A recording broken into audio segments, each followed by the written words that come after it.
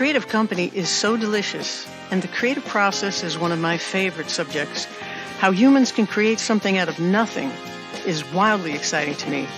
And one of the best ways I love to spend my time is writing and recording my songs. If a new musician is lucky enough, they have a teacher that will encourage them to think and to feel and to listen beyond the basic nuts and bolts. Jay Bradley is a drummer who does just that, and he's helped thousands and thousands of students over the years find their voice and communicate their thoughts and ideas in a real systematic but passionate way. I love Jay. He's an old friend from Berkeley days when we were students together, and he played in a lot of my shows. He's pretty fantastic. Oh my God, look at you. Look at you. You look great. I said, look, it's you. Look at you. It's so great to see you. Hi, Jay. Hi, Lauren. My goodness. Was it like 42 years since we've seen each other?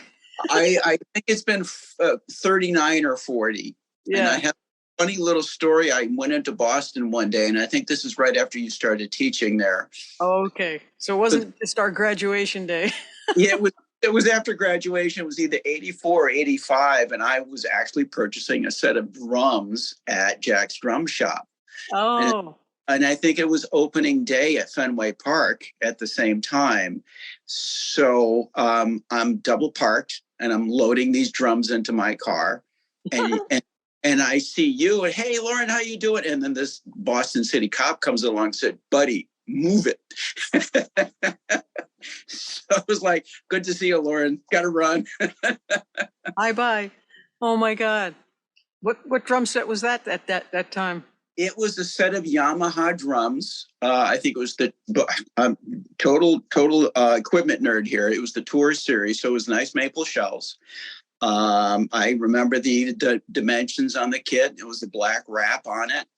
And the 14-inch floor tom sung from one end of the continent to the other. It was a beautiful, that particular drum was just sounded great. The bass drum sounded awesome too.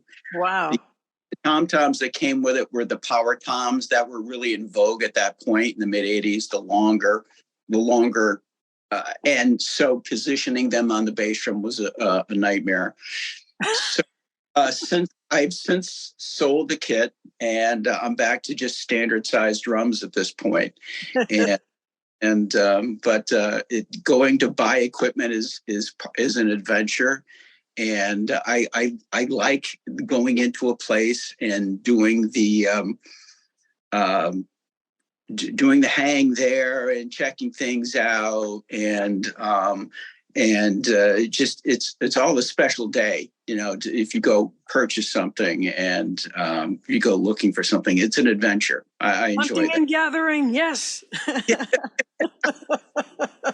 Very much so. I mean, the chase and the looking and the searching and the acquiring, it's all part of the fun of it, Oh, definitely. Yeah. And the more details you can give us about drums today is probably going to be the better, because I'm hoping, for more knowledge about drums and all that myself, Well, but from what's behind you, it looks like you're doing pretty good. Oh, yeah. Do you have calf heads on that kit? Not yet, but I'm going to get them eventually. Okay. I did purchase a calfskin head, but I'm afraid to put it on because the temperature is up and down and the humidity has been over and out. And that's true. So I'm just going to start out with a smaller drum head. And my goodness, it's I go absolutely bonkers about trying to find the correct head. And like if I have a great sounding head on my 8x12 rack tom, the same model might not be the best sound for my floor tom. So I might have a Remo on my mounted tom and an Evans on my lower tom. So it doesn't really matter, it's just all about the sound, whatever you can get it tuned to and whatever makes you happy. That's so great, because I can't hit them if they don't sound good. Yeah, they drive me bonkers too. If I'm on I have a jazz tuning on a rock gig. I'm afraid to hit my tom-toms. So, excuse me. I love that you know those subtleties, though. I mean, because we go way, way back. You know, I think you played in every concert I put on at Berkeley when I was a student. You know, I have pictures of you I'm going to show you next week when we get together. From all these different shows you were in, and you were in my senior recital, and yes, you have that you know, like the story about when Phil Collins saw the ad in the paper to meet Genesis when they were looking for a drummer. Right under accordion player, it was an acoustic drummer. They were looking for someone who could be sensitive enough to come up with parts for their original songs. And you're that kind of drummer. You're that guy. Like you played in those original shows of mine, and you played things that didn't disrupt me or confuse me or throw me off. You knew how to adapt and lead us and hold us together and make it groove in such a way that, you know, it just felt comfortable. And I'm going to cry here. Well, those things are really important to me, you know. So they are to me too. And I remember the night of the recital, and I remember how you took the first set, you did all guitar, and how you were playing pick on an electric, and you were playing I can't remember. I don't remember, but it Recordos. was all those crazy classical pieces with a pig. Yes, and I remember you putting little flags on the neck of your guitar when you played Stars and Stripes? And Well, you know, in those days, the senior recital for a guitar player was either you're a traditional jazz player or you're a classical player, classical player. And I wasn't. I was a pop rock player who loved the Beatles and wanted to write her own songs. And they said, you can't sing in your recital, and it's not a show, it's a recital, and you can't talk to the audience, and it's very serious, and you have to understand, we've never had any woman finish this program and men growing up before they went on stage, and so you're not going to be able to cut it, and all this kind of stuff from one of my teachers. And I was like, don't worry about it. I've played a lot of shows by myself before I even came to Berkeley. Like, I put in my 10,000 hours on guitar before I ever even went to Berkeley. I started at 9 years old, you know, and I was doing all kinds of private parties and gigs and solo guitar and vocal gigs and stuff. So I wasn't afraid to do it, but the requirements were so steep because it was half hour has to be solo, 45 minutes has to be jazz, 15 has to be classical. And since I wasn't a traditional player with my fingers, it had to be with a pick. Mm-hmm. And now you can do anything you want. I'm like, what? I mean, people are coming in playing blues licks and graduating playing blues licks. It's like, what did you learn? What kind of technique did you develop? I went to Berkeley to become excellent. I was already pretty great, but I wanted to be excellent. And I wanted to be, you know, like a supersonic musician. And I felt like that program did so much for my playing and the whole school experience in general. Like, what was it like for you? How did you start? How old were you when you started playing drums? And how did you hear about Berkeley, and what brought you to Berkeley? Let's see. Let me start with when I first started. My dad had funny stories of how when we would be in the family car on a Sunday and he would have the radio on, and mom and dad were not hip to WABC out of New York at that point. So cousin Brucey was who's that? He's not your cousin. And but the Beatles were happening, the Monkees were happening, and everybody in the neighborhood, we moved down to Long Island at one point from upstate New York, and all the neighbors it was 1966, and all the neighbors were starting to play guitars. And there was this one family that lived down the street, and there was a garage band, or a cellar band, I should say. And I could hear the drums being played there. And that caught my attention. Wow. My parents got me a cheap Sears guitar, or whatever the department store guitar was at that point. And I'm not going to try to play chords on this. I think I turned it around because it was acoustic guitar. I made it a bongo drum. Yeah. That's awesome. Well, Patty Larkin's done whole albums with, you know, percussive sounds, all from guitar instruments and things like that, playing them sideways and hitting them. That blows me away too. and then, eventually I did get that first drum set, and there's a picture of me and my brother. I think it was Christmas 1967. We were back up in upstate New York again at that point. And I was sitting there with my first set of drums. So if I can find that picture, I'll bring it up with me next week. Oh, sweet. Yeah. And I would play along with records. I had to have records, and I think it was the Monkees was the first deal that, because they were on TV. And so I'd play along with those records, and those were all the songwriters for those tunes were, before the Monkees started writing their own material, those were, Goffin and King and a whole, people who were writing tunes for. So I was listening to pretty good stuff. Yes, you were. And of course the Beatles. And I started taking drum lessons at school, and you had to have the practice pad, and the big 3S sticks that were, bigger than bigger than a baseball bat, Bigger than your arms. yeah, exactly. And and that was reading music, which was okay. And we were playing march tunes and band and whatnot, and that was okay. But when I would come home, it was always, take my mother's old suitcase, go down into the cellar and park it right next to the drums and turn the amplifier all the way up on the speaker all the way up and just play. And my dad came home one day from the dump, and somebody was getting rid of this old, I think it was an RCA stand-up radio. It must have been from the 40s.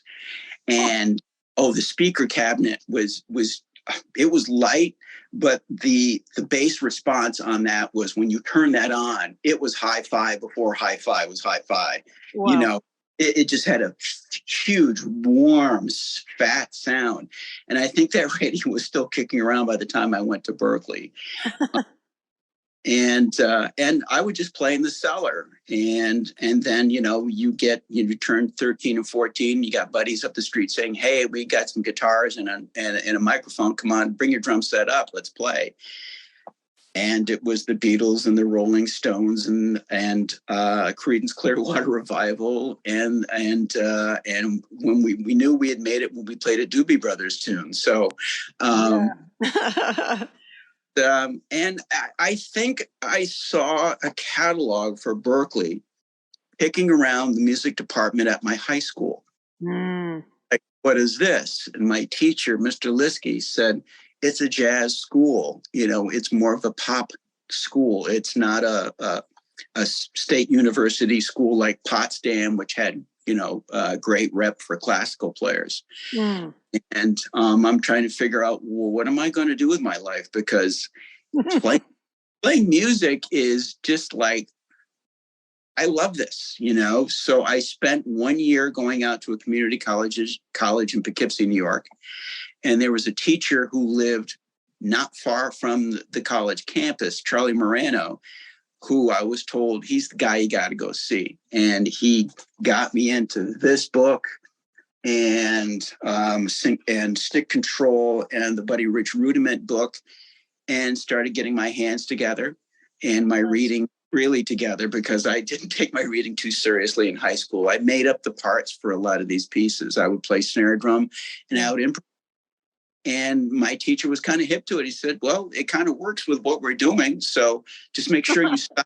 Make sure you stop the rests with everybody else. And so I sort of got myself prepared in a sense for Berkeley before I got there, because I didn't want to be, floundering. Yeah. And in the fall of 78, which that's the same year you got there. Yes. Yes. And there wasn't a lot of room to be, needing to get better at your technique. And so when I got to Berkeley, and my hands were together, I was starting to get some coordination. But guys at Berkeley like Ed Kaspick, who was a real delight for a teacher. He was really calm and really methodical and not judgmental, which wonderful. He was a wonderful man, and I was so I was heartbroken to hear that when he passed a number of years ago, and so he got me going, and he had me work out of Gary Chaffee's book. And it just got my sight reading together, got me playing some Latin fields that to this day, I have one piano player that I work with. He said, "No, Jay, we can't do the standard as a Latin tune. We have to play it as a swing because that's just really in my zone." What was your major?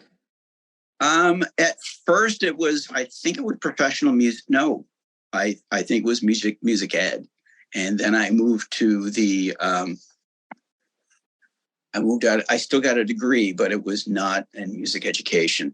I think it was professional music, and so it left me with leeway as to picking what I wanted to study. Yes. And I studied with Joe Hunt, and I took 2 semesters with Dean Anderson, getting some of my classical chops together. Oh, wow. And I also pulled out of my pocket and got on the bus out to Lexington and studied with Alan Dawson for 5 months. Oh, man. Yeah, and that was February through like June of 1980, and that was the summer I stuck around in Boston. And the money ran out, but the lessons stayed with me for decades. And he was such a nice man, and he had me take again this book and orchestrate all the rhythms that are in that book in many, many different ways for Latin, yes, but for bebop. And if I was at the drum set here and I had a better sound system, I'd play for you a little bit, but I can demonstrate some of that stuff next time we hang. And there was just so much to work on, and he would have me do drum set exercises, coordination exercises. But the deal was I'd have to sing a 32-bar tune as I played these exercises. Oh, cool. And that was really cool. And I use that with my students now. And Alan would get a chuckle because I'd start out in, like the key of D and wind up, at the end of the song in the key of Z. And and he would laugh and he says, "Well, yeah, I'm not a vocal teacher." So, but there was... you were modulating. You were hip. Yeah, right. I was inspired by Ornette Coleman, right? So, what teachers did they have? Did you have teachers that taught you how to listen or how to groove or find a pocket with the people you're playing with? Like, because it seems to me that drummers have a special language with bass players. Yeah, and it's unspoken, but sometimes there's just this synergy and this wonderful thing that happens. What is that? How do you teach your students what that is? I don't know that there was a particular class about that at that time, but with bass players, best way to describe it is the private school that I'm working at now, we have a jazz band, and primarily I will sit in on the drums and play. If the student bass player is basically still trying to learn their positions on the fretboard, there's a lot for me as the drummer to try to do to control to keep the music moving. When it comes time to for the concert, the bass teacher there, a gentleman by the name of Richard Syracuse from Saugerties, New York, comes in and plays a couple of rehearsals. It changes the whole dynamic of the band. I bet. I don't feel like I'm trying to push. I feel like bass. He's playing bass and he's setting down the time, and the bass player, I think, sets the time even more so than the drummer. And I felt like I just realized that when he's playing and just really nailing it, I feel like I'm dancing. I feel like, oh, this is so much fun, I know. And I work with him in trio settings as well. And he's very sensitive to the song. I think a big deal of it has to go back to starting with the drummer, you really have to listen to the music and you have to keep the form in your head. Yes. And right here, you have to know what you're playing. And even when people go into their solos and whatnot, you have to hear the form of the song. Mm-hmm. And that's really stressed with me is that you are a musician. Yes, you play the drums, but you're a musician first. And so when listening. You're listening. When you're with that bass player, he's helping you through that as well. Yeah. And, I heard a drum teacher say once, I don't know if he was he probably was giving a lesson, but he was saying to his band, don't get to the downbeat before I do. It was like folks are playing independently of each other. They're not listening that they're going to rely on the bass and drums to define where it is.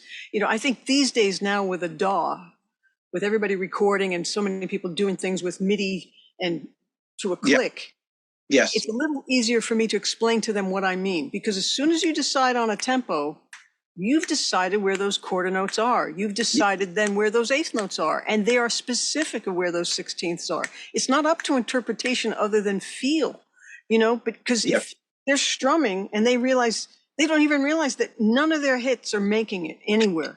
They're not in sync with anything. It's like, you don't have this strumming hand together. What are you doing? And it's like, listen to that click. This is where your eighth notes are, I know there's the center of the beat and there's the behind the beat and there's a little bit of the head of the beat. Yep. But when I said, okay, I won't get to the downbeat before the drummer does, I'll get in there milliseconds after, I had another drummer say to me, no, get there at the same time with me. Yeah. Even though it's metronomic, it's still, there's a little bit of interpretation and feel. I mean, there's no getting around that. When I work with students, get them to, and I try to work on all facets of playing, of working on technique and, getting your hands together and then getting your limbs together to work in together and to create a beat, a steady beat. And I will say, look, there are certain recordings you should listen to with good players. And there's things that, you should pick out who you like to play along with. Yes. And it's Ringo and Steve Ferrone. Oh, Steve Ferrone. Wow. Mr. Groove. Wow. Yeah. And Ringo, as a young kid, I had an appreciation for Ringo, and then I go off and learn all these other things. And then you come back to Ringo and you go, Ringo's so refreshing. Yes. And the early years of that band in 63 and 64, boy, those guys were killing it. You're talking about the Beatles? Yes, I am talking about the Beatles. Yeah. And I had to go back and listen more to McCartney and Ringo together. And where some bass players would try to play every little note that's being played on the bass drum, and sometimes it's musical, sometimes that's not musical. Paul would give Ringo so much space, and Ringo had a lot of feel, and Paul his lines were so melodic at times. It would have that give and take of, if the bass and the drums are locking it in, that's great. But sometimes after a while, it gets a little boring. I mean, it's oppressive, and it's all a matter of interpretation, musicality, and I think what they don't give Ringo credit for is the fact that he was almost like an orchestral drummer, an orchestral percussionist. He would just listen to the song, and sometimes if it only took or a boom, and they make fun of him for not doing all this. And it's like, the song isn't calling for that. Don't you understand that? And so to me, it was almost like he was separate guys in the orchestra doing the whole percussion department, the whole percussion section. And that happened at a Pat Metheny audition I heard about. He had been looking for a drummer, and he had the whole rehearsal space decked out in different sets of drums and every percussion toy you can imagine. And everybody that came in as they played Pat's songs over the speakers as to how was this person going to react to the music, and Pat was going to decide if the person was the person would go out on the road with him. Everybody was just trying to impress him. So they were running around to everything, doing a million things and just doing chops, chops, chops, chops, chops, chops. And then this one guy came in and just picked up an egg and did this. And Pat was like, that's my guy. Yeah. Because we know you can do all the chop stuff, but can you hear the difference between when I need chops and when I need a little egg here, you know? Yes, exactly. Oh, that's great. That's a great story to hear. All these little toys kicking around. I've got the egg shaker, and I've got the Wiro, and all these things. And that's funny. And this is free association at this point, and I apologize. When I was at Berkeley, there was a church that I would go play at, St. Anne's, which was right down the street near was Symphony Hall, and they weren't much on having a drum set. Except once in a while there'd be a gospel tune, so you'd have to load in a drum set for that. And but I had finger cymbals. Nice. Yeah, and I played the finger cymbals on this one tune one time, and I think it was for Easter, so we had liturgical dancers and everything. Wow. And yeah, it was so much fun. But there was some of the sensitivity that I learned was with that situation of playing just what you need at that particular time. And the story with Pat Metheny of just looking for that one person, just playing the egg shaker, of just grooving. And, all these crazy paradiddles and they're not coming through.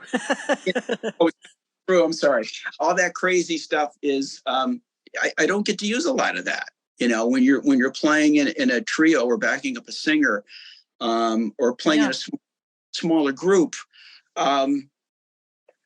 you play the groove, you play taste, and you try to make the groove interesting. And sometimes you're on a gig where the players really appreciate that and they can compliment that. And sometimes you're on the gig and some people are like, I don't know how to react to that. And that can be a bit of a drag. And it can get kind of frustrating for some people too. If you really want to let loose and you've had a ton of training and you have all kinds of expertise, you're probably almost looking for something more progressive and loud and raucous or whatever to express all that. I mean, you just have to find the right music that it works in. Right. I remember back in the day at Berkeley, fusion was a big deal at that point. Yeah. And guys had, sets that could really haul and really put it out there. Yeah. And I don't know that I could compete with that. I couldn't compete with that. And I'm not competitive at all. So it's like, I don't compete at anything. Yeah. I don't even go to jam sessions. It's like, that's just not my thing, Good point. And not that I wanted to compete with that, but my point is that, my style is much more introspective, I suppose. And I want to get to the heart of the piece. Yes, I love to play a jazz samba. I love to play bossa nova, and I love to get a little funky, but a nice pair of brushes on a nice coated head, and getting that movement and that soul. That soul can happen there too. There was a spot behind the Mass Ave building, behind the dormitory. There was, I think it was a church. I think it was St. Cecilia's. They had a little green area. Still there. It is still there. Yep. Okay. Statues and stuff, and yep. And the benches. I used to take like a little a folder out there and a pair of brushes, and I would sit on one of the concrete benches, and I would just play on that manila folder, or it wasn't a manila folder. It was a folder that you could put papers in, and it had some resistance, so you could get that nice. Oh, cool. Yeah, and that I always found to be a lot of fun, of just getting out there and getting out of the dormitory and getting out outside too. Yes, it's awesome. And with bass players, I like bass players who are gonna, who give and take, and good bass players opposed to not so good bass players. And teaching groove is kind of well, not nebulous. That's not the word I'm looking for, but it's a concept, and it's it is kind of nebulous. an oral concept, AURAL, and it's you play along with records, and you learn good time, but you have to be able to sing a song within you, and as you're playing your instrument. And when you're practicing your coordination exercises, and you do that and think of a song at the same time. And for some kids, for some students, the act of being able to sing or hum while they're playing is a hard thing for them to do. Some kids can't do that. It's like adding an extra limb. Yes, it is. Actually, it's an extra task for the brain, It certainly is. And but for the ones who sort of work on that and start to get it, their time does improve and they become more musical, and they're not hitting the cymbals as hard. They're trying to hear what they have in their head. What they're thinking about. Yeah, what they're thinking. What you're talking about is focus, because if you're not counting and paying attention, every beat sounds the same. You don't know where you are. Yes, exactly. So saying words and following through, because we grew up listening to songs and wanting to play music because of songs, not like I just want to shred, or I just want to learn this lick, or I want to look cool playing behind my back, or whatever it is. There was songs we were wanting to participate in, and we knew when you put the record on, it kept going. Yeah. So you kept playing to the end. We could play a whole song. Yes. I mean, these days, I don't know if it happens with your drum students, but with guitar students, it's like, hey, do you know this song? They go, oh, yeah. I go, okay, let's play it. They go, oh, no, I don't know it. You're like, well, what do you know? Well, I know the riff. Okay, play the riff. Well, I don't really know it. So there's levels of, I've heard of that. I know kind of how that goes. I can play it. I can't play it in time. I can't play it in front of people. I certainly couldn't play it on stage tonight in front of thousands of people. You need to know it. Yeah. They don't understand what it means when you hit that downbeat and somebody counts it in. You're on. It's like you got to break the silence and go and keep going. And know where you are and get to the end with everybody. Yes, exactly. Yeah, having the musicality when you practice, I think sets your mind up. And yes, that's an interesting thing that you said. Those records kept right on going. You go from one song to the next. Yeah.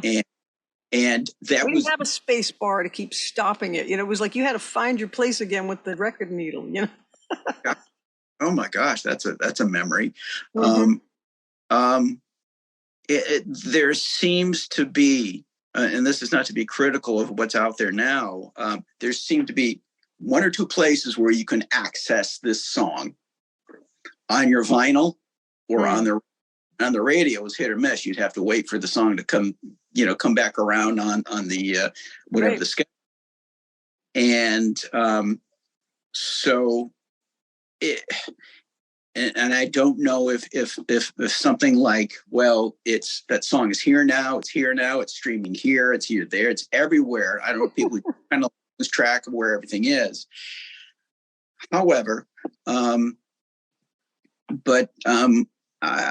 had to enforce that more with my students.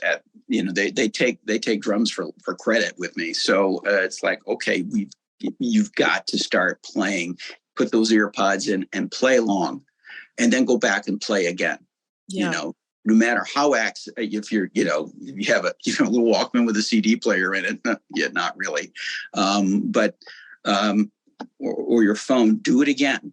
And and build up not just the 3 minutes and turn it off and walk away, but be with the song for a while. Let it absorb. Let it change your heartbeat a little bit. Let it change the dynamic within your body, and you know about the fact that you sit down with your guitar and start figuring something out, and what you were thinking about earlier in the day is gone.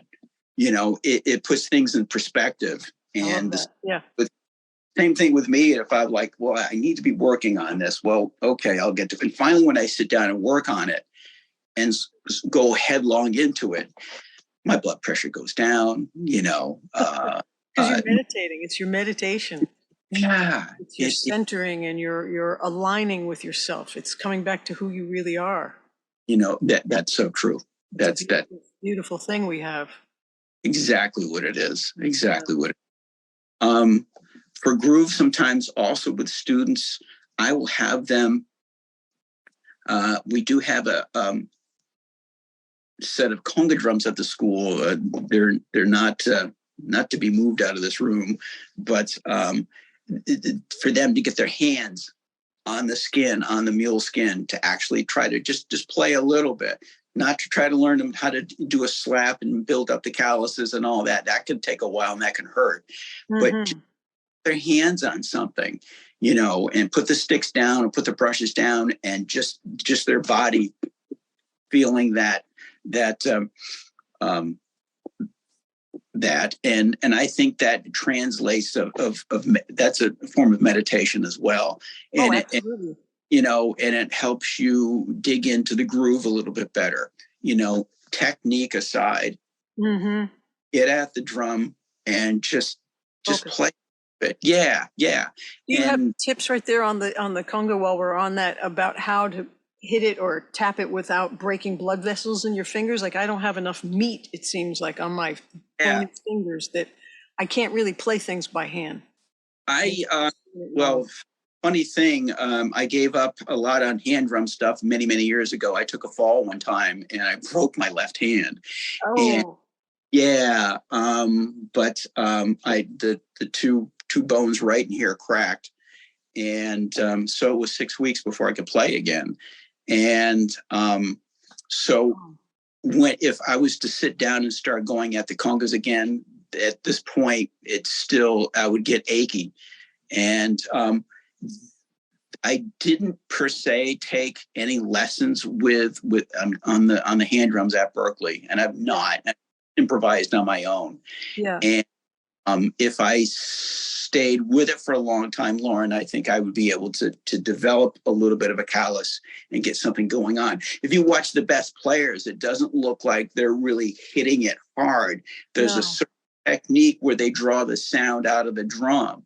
And so I must admit I'm not up to par with information on the hand drums.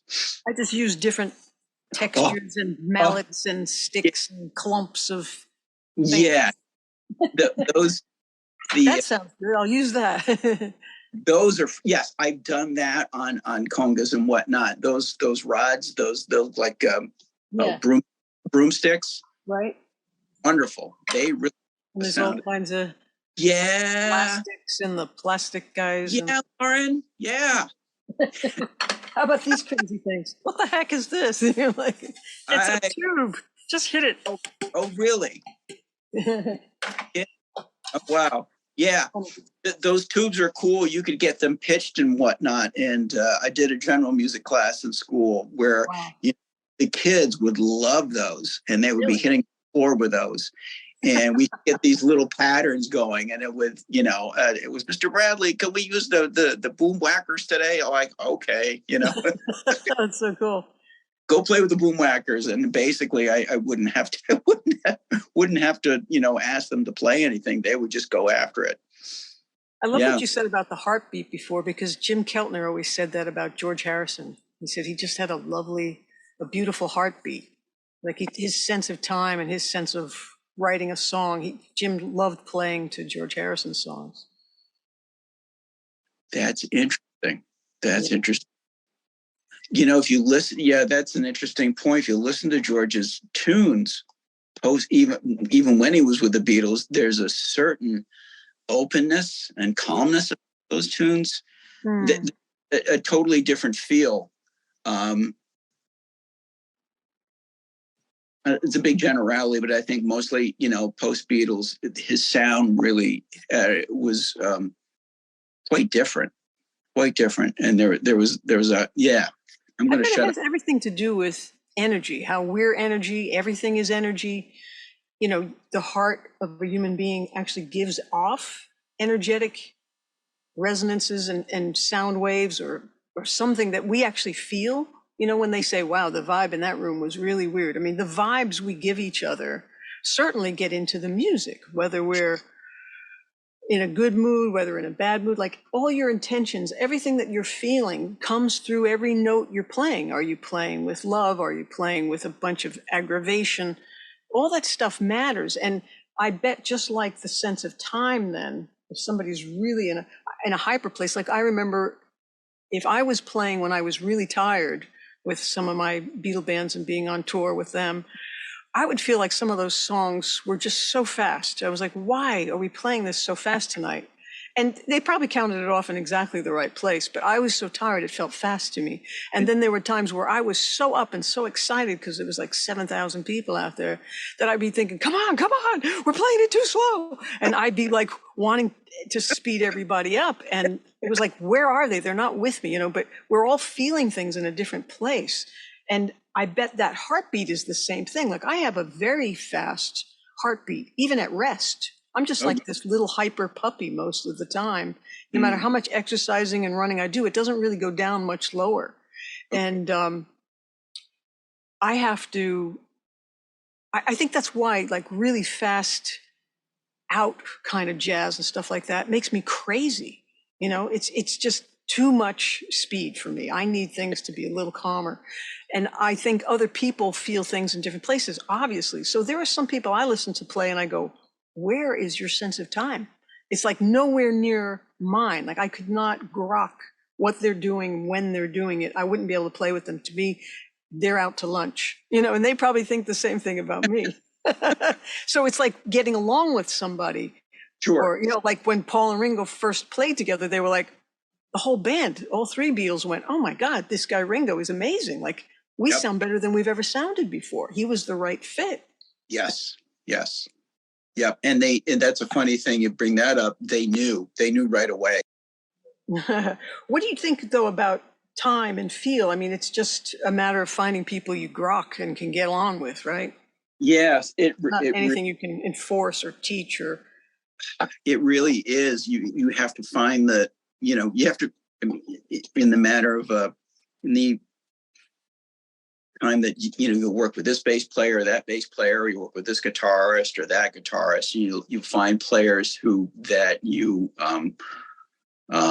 meld with better. Meld is good. Yeah, I got on a gig one night with a singer in Great Barrington, Massachusetts, and she's a great singer. I really like working with her. I'd never worked with a piano player before, and this guy, his name is Benny, and he was killing it. And I heard lines that I hadn't heard since. He reminded me a little bit of Horace Silver. There were some lines in there from that were like, oh, this cat can play. And he was just this really unassuming, nice guy. And he would play the nicest voicings at the right time in the right octave and not get in anybody's way. And then when it came around to playing his solos, the solos were, you use that term shredding. They were not shredding. He was just playing the best notes at the right time with the right rhythms and the right space. He was singing. He was breathing. Oh, and it was just, and it just feeling. And it makes the groove even thicker. Makes that stew even tastier. Yes. And I'm like, wow. So I asked him on the break. I said, Benny, if you listen to a lot of Horace Silver, he says, yeah, among others, and so whenever this particular player is whenever I'm on a date and he's on it, I'm just like, oh, this is going to be fun. This is going to be a blast. And that's it, the fun. I Fun and think, connection. Thank you.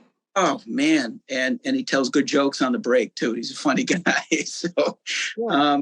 And funny thing is about it, I'm thinking, well, he's a jazz player, but I've heard him play pop gigs too, and he's perfect. He's just got huge ears, and doesn't put up any walls saying, well, I'm not a pop player, and he's maybe 15 years younger than me. He's maybe 40, and he's he's just a free spirit and just loves it. And when you have guys like that in the rhythm section, it could, if maybe you're not playing with the best player bass player that you like, or the bass player you like the best, it just changes the whole landscape. And everybody is just listening to each other, even more. And the whole thing just rises. Like there's yeah. Like what do they say? The Irish saying, I think it's something like a rising tide lifts all boats. Oh, really? That's what I like. I like when a group of people come together already mutually admiring each other, respecting each other, without having to get one over the other, and I'm better than you kind of attitude. Like we're just doing this together. And the whole thing sounds better because of our willingness to connect and be kind and just be there for the fun, like you said, not competing or judgmental. Yeah. Yes. Wow. Here's something I found interesting thinking about it in terms of my upbringing and studying and practicing, and then other instruments like bass and drums. You guys get the invitation and desire to play with other people a heck of a lot sooner than piano player and guitar players do, I think. We're like sort of taught to be virtuosos, self-contained. We can do it all ourselves. I've had some bass players and drummers say to me, well, you've got a great groove going there and a bass line besides your harmony and your melody on top, because they taught you how to be a super guitar freak, circus guitar player at Berkeley. Like, what do you want us to do? Wow. But bass players and drummers are always looking for people to play with. Like Ringo doesn't even practice, he says. For years, he's never practiced. He's just looking for people to play with. So with all those playing opportunity hours, you're getting around to everything anyway. Everything that matters for playing with other people anyway. Yeah. If you're playing with good folks, the people that you really want to play with, or in directions that you want to go to. I've taken up taking some lessons on my own with a teacher over near Woodstock, New York. Like once a month, I go over and grab a lesson, and it's thrilling for me, and to be able to sit there and play a snare drum piece with him, and this cat who was from New York originally, and he's like, wow, okay, this guy's a real serious dude, nice guy. Get over to his place, big mug of coffee coming out of the French press, let's go play.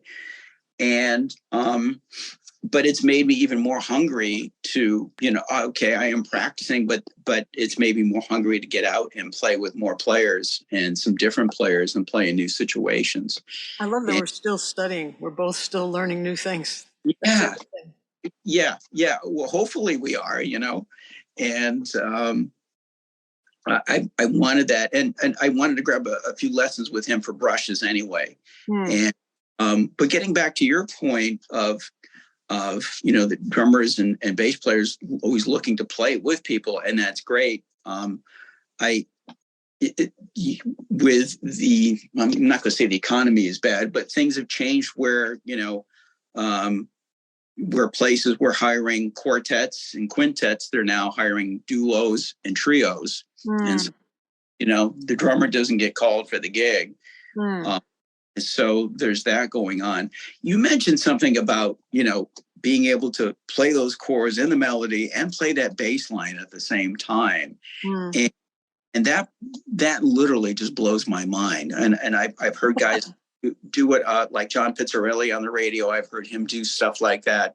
Yeah. And you've got a 7-string guitar, and I mean, aren't 6 enough?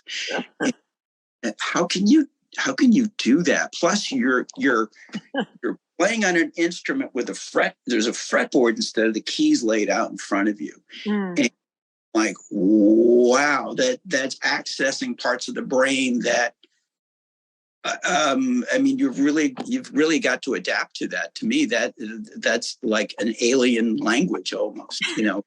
I know I have a piano player friend who says, you're playing chess on 6 levels. She's used to the linearness of just one string at a time as a piano would be laid out. But I find piano a bit daunting because I never spend consistent enough time on it. I've only been writing songs about 10 years. And I dabble, and I might learn a bunch of Beatle tunes and listen to the chords. I know I have how to play it in the, on guitar in my head. So I go, okay, let me find how I would voice that. And I'll play a few songs for a few weeks and go, wow, this is so fun. And I love piano, and the overtones just move me in such a different way than guitar. And then if I don't play those songs for a few months, they're gone. It's like, I can't just sit down and read a chord chart. And so it's like, I really want to start practicing piano on a regular basis.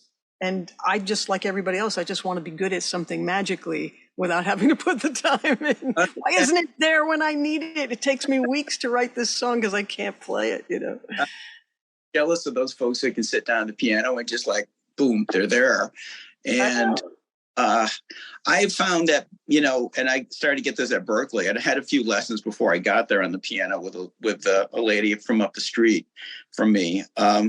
But learning those chords, taking your real book, here it is. There it is. I bought this baby, and and learning talking about learning the music, but and playing the piano on these chords, and then you find a piano player that really lights you up when you're on a gig, and you listen to the piano differently because you've played the instrument as well. Exactly. And it's enlightening, it's exciting, it's thrilling for me to see somebody just dance over those keys and just like, well, this is what were the terms back? This is a sharp 9 with a blah, blah, blah on the bass, and like, oh my gosh, I'm going to flunk the course,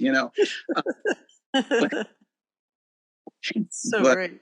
But, it's those mad scientists at the instrument that are just thrilling to play.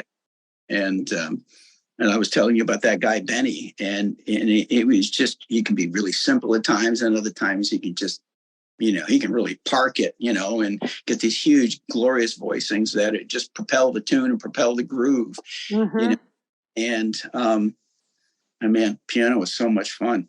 Totally is. What else do you play? I include everything that you dabble with too. I mean, because if it's got strings, I can get music out of it, So I've got mandolin and ukulele and a bouzouki and a swarmandel and a Indian harp thing. And, there's all kinds of things I have hanging around, and I'm not a virtuoso on any of them. But if I need a particular thing for one of my songs and I don't want to do it via MIDI and I want to mic something nice, it's really fun to put that in the songs, and if you're touching them and playing them and finding music with them, you're playing them. Doesn't mean that you have to be proficient or as proficient on everything. It's a matter of letting yourself express yourself through it. And your musicianship comes with you, so your sense of taste and your frame of reference and all those things that make you keep whatever you're doing tasty. And I don't think it sounds like, oh God, who did you get to play that ukulele part? It sounds lame. It's not like that, Well, I do play ukulele a little bit. You're right. You're so right. Oh, that's great. I was a band teacher for 20 years at Weebatuck Central School. And so you play everything to a certain degree. I had to play flute, clarinet, trumpet, saxophone. I loved out. I still have my band instruments at the house here. You have one of everything? I played trombone. We didn't have a string program, so which was okay because to stay sort of proficient in all the wind instruments, it was, it's time consuming. You bet. But it was fun though, making connections with kids that way, and seeing their eyes pop when they get that sound on the flute for the first time. Right. You know, they're learning That's how to play so cool. head joint, and then they get it, and before you know it, you have 6 or 7 fourth grade girls in the room going, I got it. They're yelling and screaming and just, and then they run back to class, and then they run back to lesson next week, and then getting that little information from their homeroom teachers, and just like on they couldn't stop talking about it, and not that that's me per se. It's just being able to be there at that realization in a child's life that they can do this and start exciting. And then start to get, hold the flute correctly, and get the positions, and then, get that B, the G, and then the A, and the B natural, and then working. And then, it was just such a blast. Well, it's a real skill they're getting to participate in. I mean, that's what everybody's concerned about now with education, is that kids aren't investing any time in any kind of deep way to be good at anything. Yeah, exactly. Right. And you find those the water level they'll find their water level. Some kids will be the leaders in the group, thing, and the other kids are like, oh, Jenny is like really nailing it. I got to practice a little bit better. So you have the pace horses in the group, and then there's the kind of just plug along and like, okay, they'll be playing the second flute or third flute part, and it's the clarinet and the saxophone, the trumpets. The trumpet was the hardest for me because it was I don't know, it was just maybe my lip muscles. I would take a long time to really build that up, and I would purposely make sure that I didn't teach a flute lesson and then teach a trumpet lesson, because they were totally different embouchures. Oh, sure. I would last 10 minutes on the trumpet and say, okay, kids, you're on your own.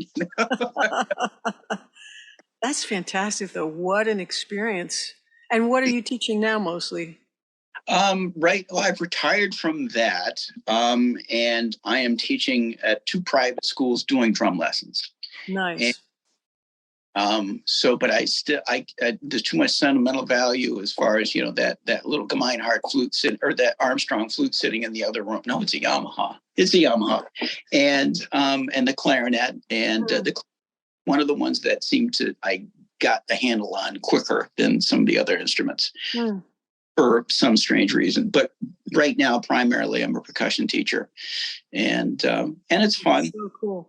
But I miss that experience of getting the kids. I mean, their first band rehearsal, and they show up and their eyes are, the size of quarters or $50, and then they realize that they belong in this rehearsal, and they belong in this situation and for band, and cool. to see them go from there was one particular arranger that I used. Her pieces were just like great. The kids learned a little bit about harmonizing melody lines, and the kids would go, that sounds so cool. What sounds so cool? Well, you have the melody, Mr. Bradley, and you have this other thing going on too that makes it sound even better. I said, that's called harmony. And then I had the 4th through 6th grade band, and I also had the middle school jazz band. And that was a blast, because I really had some kids go. I had them playing, Herbie Hancock tunes and Miles Davis, and then there's the pop tune, from one of the movies that comes out. You'd feed them that and let them have fun with that, but you always try to keep them, just advancing. Cantaloupe Island was one of their favorite pieces, right? And we actually did a version of Take 5 that I had 7th and 8th graders playing, and it was a good arrangement. That's a great song, yeah. Now, what about for yourself? Are you working on any kind of grooves and things that, like, if you sat down and recorded something here, I could write a song to something really cool that you were loving to work on? Like, the Steve Gadd thing with 50 Ways to Leave Your Lover. I have worked on that one. There was another one. But something of your own that you might be working on. So like when you're here next week, if you want to play something and I use a piece of it or something, we could collaborate on something. Oh, well, something just to pull right down out of the sky. I've been working on some Latin rhythms with my teacher. And you know what, it's all in the other room, and I don't want to go in the other room right now because it's kind of scary in there. There's parts and drums and paper and everything. Something might bite me. Yeah, I might get lost. They'll never see me again. I'm working on some mambo patterns and putting the bass drum on different beats, and I can play some of that for you when we get together. Yeah. There's the son clave, which is one, and then there's a mambo clave, 3/2s. I wish that was coming through. Oh no! We both have the sound suppression on, probably because to keep out the air conditioners and stuff like that. But okay, it takes out the sound for the musician. So the 3/2 clave is 1 and 2 and 3 and 4 and 1 and 2 and 3 and 4, 1 and 2 and 3 and 4 and 1 and 2, 3. So it's the 1, the and of 2, the downbeat of 4, and in the second measure you're on the downbeats of 2 and 3. That's the song. Okay, and a 3/2. The mambo clave takes the downbeat of 4 in the first measure and displaces it by an eighth note. So it's 1 and 2 and 3 and 4 and 1 and 2 and 3 and 4 and 1 and 2 and 3 and 4 and 1 and 2 and 3. So there's that little kick at the end of it. Yeah, that's like the I Love Lucy theme. Yeah. But they did that on every measure. It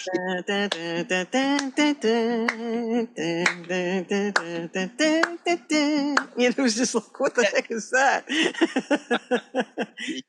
Yeah, back in the 70s when that was on reruns all the time on Channel 5 out of New York. Yeah. I would notice that beat. It was like, is that drummer drunk or something? What's going on? Oh, but even the theme song I'm using for this podcast is a song of mine called Night Vision, and it started off as a little guitar idea. Da, da, da, da, da, da, da, da.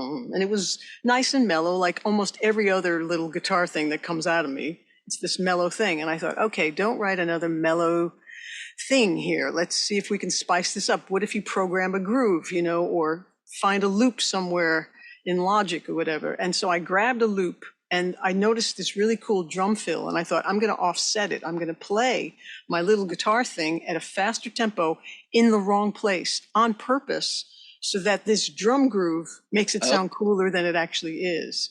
And then I had a friend of mine, Michael Bean, come in and play the actual drums, and he imitated those fills. He played what that drum groove was doing and made this song really kick. And it started off as a simple thing, but I wanted to stretch it and do something else with it. Mm-hmm. And, I turned it into something more exciting because I was looking for more excitement. Like once you've written hundreds and hundreds of songs and they're all in this sort of 92 to 98, you're like, okay, how about branching out a little bit, surprise me. Like I have to keep exciting my own ears, like I'm writing music for me. I want to hear something different, so. I got that CD of yours. I'm going to go back and listen to that. And I'll give you one of everything once you're here. I still have tons of CDs of every one I've ever made. Awesome. I've been working. Yeah, that's cool that you did that. You displaced things a little bit, and that makes it Ooh. Totally messes with your mind. And interesting. It's like coming into, you turn on the radio and you're listening to this jazzy salsa piece and you hear all these rhythms going on at once. And in my younger years, I would go, where is one? I was just going to say, yeah. There's a lot of jazz I feel that way with, and I know friends of mine would say, "Well, it's a circular way of counting," and I'm like, "I don't know what you're saying," but I find that kind of stuff fascinating. Ooh. And that's one of the things I've been working on and trying to incorporate into a four rhythm groove. And so it comes and goes. I sit down. I've got a little drum kit out in the living room where I will, in the morning, go out, grab my coffee, and if I feel like it, I'll just sit down and start playing on it. Nice. The neighbors don't mind. Anyway, that's good. Yeah, and I'll just get working on that particular groove, and I find it hard to incorporate it into some of the pieces that I work with the singers that I do work with. Those are jazz situations, so I'm slowly trying to find the right niche for it. It might not work at all, but as it stands itself, it's just maybe I could help you with that, because I'm not as familiar with this Latin this or this African American this or that sound from Bali this, I'm good at messing up traditional things because I don't have those in my wheelhouse. But I can make something out of it. And I like the challenge of saying, here's an interesting puzzle piece. Where does it make sense in my brain and in my sensibilities? And how can I make something cool out of this? Okay. All right. That's why I'm asking for some grooves and stuff, because you'll listen to what I did and go, oh, that's not where it's supposed to be at all, probably. But again, to me, it's like I want to do something that surprises my ear. Yes. I might be able to come up with something fun. Okay, cool. That sounds like I'll pull some more stuff out too. All right. Now, tell me, when did you start playing drums? I think it was around 1996. I mean, because when I was a little kid, my very first couple of bands, playing with my good friend Tommy Carabalese, I'd say, yeah, everybody, let's rehearse at my house. So he'd leave his drums there and let me bang on them. So then when Berkeley got the 921 Boylston Street building, there was a drum set in every classroom. I thought, oh my God, this is amazing. Because like when we were there, we were students, you guys all had to bring your own drum sets, leave them in lockers.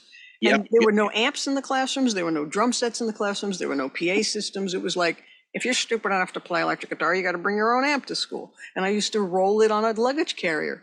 It's like, in my day, I used to have to walk up the hill in snow both ways. And it's like, it's true. I used to live on Peterborough Street in my senior year, and I'd carry 2 or 3 guitars to school and a luggage carrier with a polytone amp on the darn thing because I wanted to play electric guitar. And I started staying after school, after teaching, just to play the drums. And I realized I've got potential here. So I got the Yamaha Stage Custom set at cost. And then I bought some used cymbals and hardware. And I was on my way. I had that kit for 22 years. And just a couple of years ago, I got this Gretsch Renown set. And I kind of miss the Yamahas because the kick drum was much shorter. Like this is a very, very long kick drum. And so this is the first time I've turned it around so that the kick drum is now facing the corner to not take up so much of the room. We'll see how it actually sounds. Okay. All right. But I also liked the sound of those toms. I liked the dimension of those drums. It's like when I was starting with guitar, I had no idea there were different shaped necks and radiuses and heights of frets and thicknesses of frets. And there are some guitars that the frets are so high and so big for bigger players with bigger hands and more meat on their fingertips that when I do a glissando and try to slide up a string, instead of going dee, it goes ding, ding, ding, ding, ding, ding, ding, ding, ding, ding. It sounds like a piano because those frets are like too big for me. So some of these drums, it feels the same way. It's like, do you need a set this big? Not really. I'm not doing a big power rock show. Maybe I need a smaller kit, Oh, and we've talked a little bit about what was that one drum store in South Hadley. Yeah. Wow. Just makes you want to have a ton of money and go have fun and buy all kinds of things and experiment more. I've noticed on some of the lines, production lines of like this drum will have a standard 22-inch head, but it's a length of like 18 or 20 inches long. And I'm, holy smokes, if you wanted to, why don't you just go out and chop a tree down? It's a log, you know? And on that log. yeah, I've gone back. The drum set that I played your recital with, I still have that drum set. Oh, wow. Yeah, that's like an early 60s set of Rogers. And that's the biggest bass drum I have. That's a 20-inch kick head with a 14-inch length. And, my other two drum sets are both bebop kits. And my Gretsch bebop kit, man, that bass drum, I don't even, I've gotten so I don't put anything in the bass drum anymore. And these are for live gigs. For recording, I would definitely do something different. Yeah. But it's got a Pratt muffler on it, which has a knob, and you've probably seen them. Oh, right.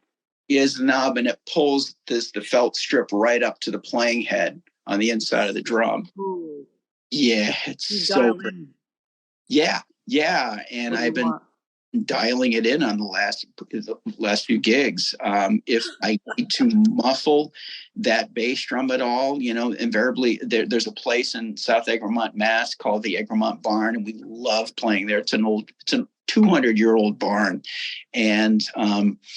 It's a wonderful little place. It has a storied past. It used to be called the Robbie Burns Pub, and Arlo Guthrie's band used to play there regularly.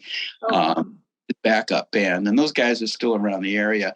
But at any rate, I was there a couple of Saturday nights ago, and the sound engineer comes right up and puts that microphone right in front of the bass drum. I'm like, okay, this is a little place. This is not like, but I had to, if I muffle it, I will take a hand towel and I'll put it in between the bass drum pedal and the head itself, and it'll take away some of that extra resonance. Nice. But on other spots, it's just perfect. And I like the depth of sound that I can get from. There's a lot you can get out of a little 18-inch kick drum. Oh, yeah. And I've taken a Ludwig. I got this Ludwig Rockers floor tom off of eBay, and it has the same nice maple shell that the Ludwig Maple Classics have. Oh, wow. And I got the conversion kit, and it's a little 16x16 bass drum.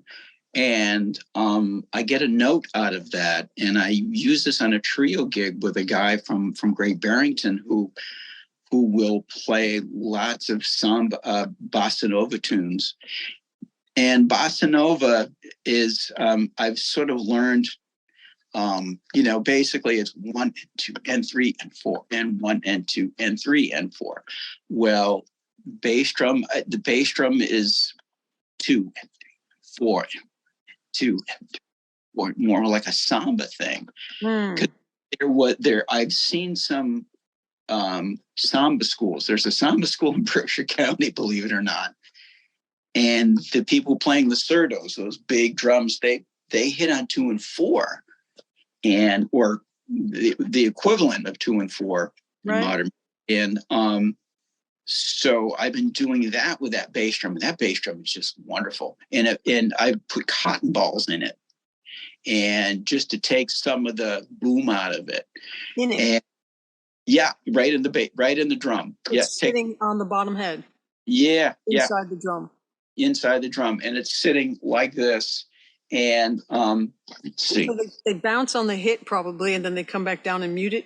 They probably do, yeah. And I mean, that'd be a cool video. It's a great visual. I got that idea from a cat at Berkeley who had just bought a brand new set of Gretsch drums. And I'm like, Brian, what would you? He had a clear head on it on the bass drum. I said, would you put the cotton balls in there? He says it takes some of the ring out, and it's just enough. That's great. So I tried that idea, and how many did it take? And how big were the cotton balls? And a bag about yay much, and I open it up and I throw it in there, and the whole bag. the whole bag. Yeah. Family size, personal size. You know, I can't remember. Let me see. and I love these experiments.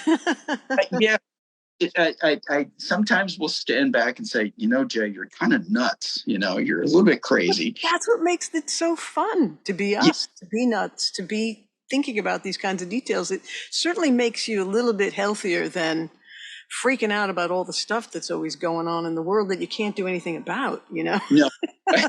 Just get back to your own crazy life. And so that is kind of like, you know, you get to a gig and you have to tip the bass drum to make sure that the Excuse balls, me, my cotton balls are off. Hang on.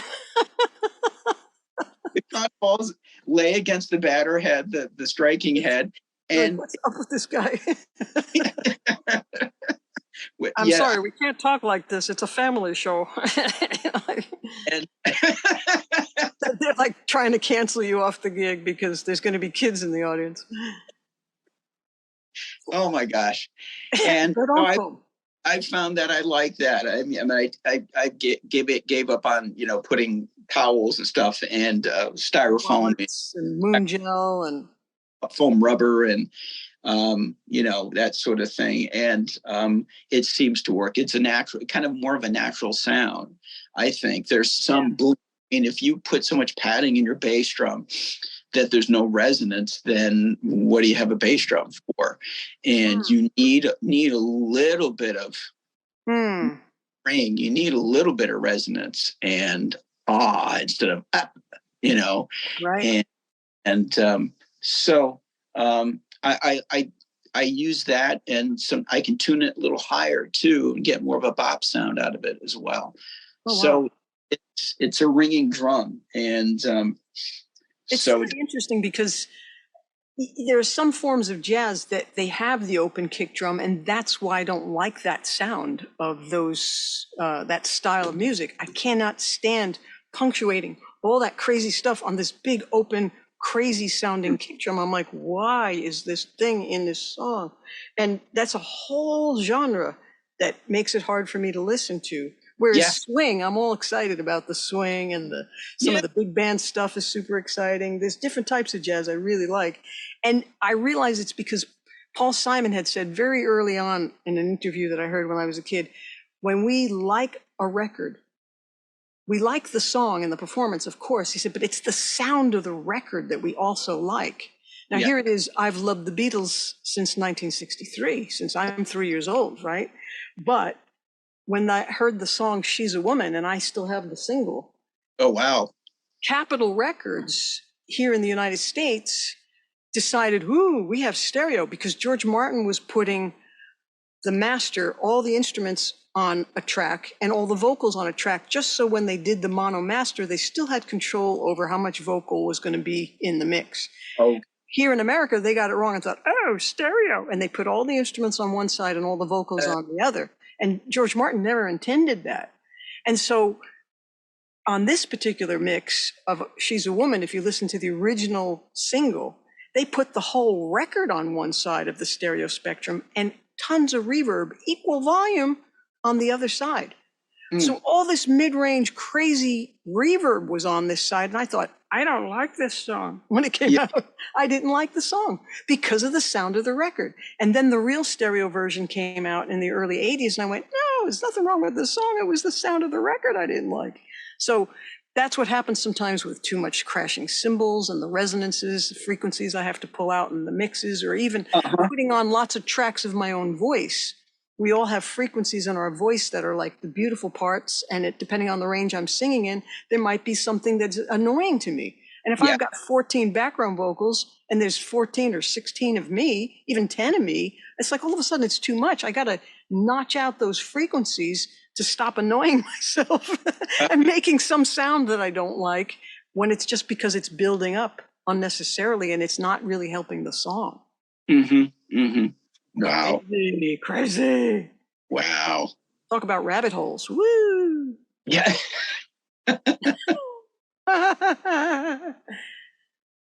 Amazing.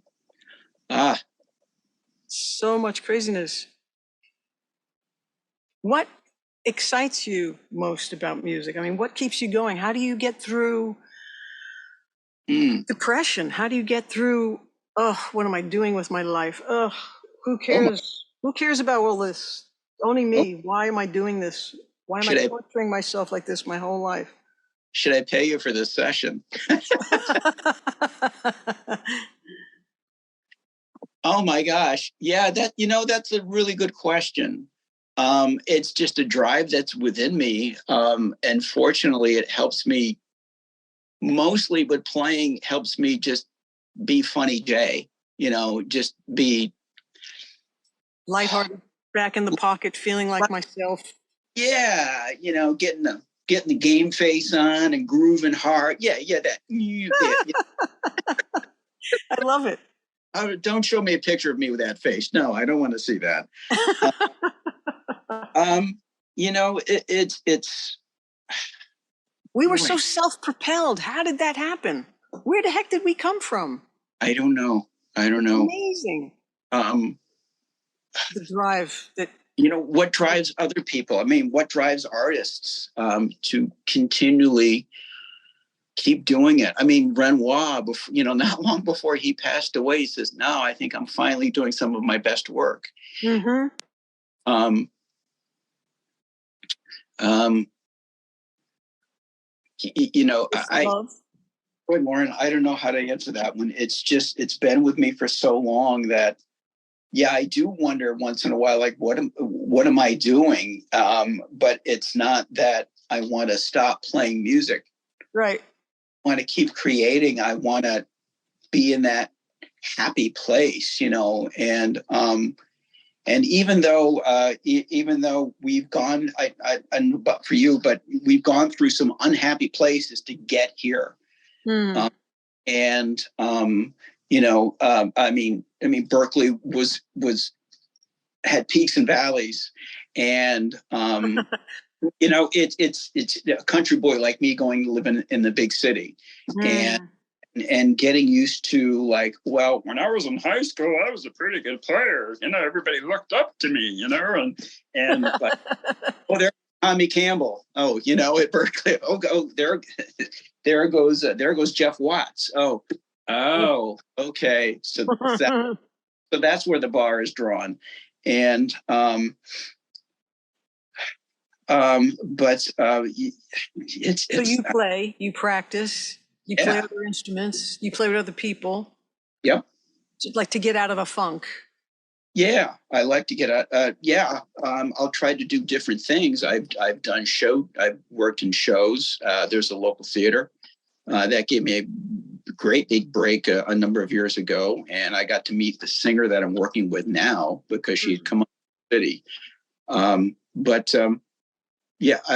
practice. I play. I look at new equipment. That's good. Yes, new equipment helps.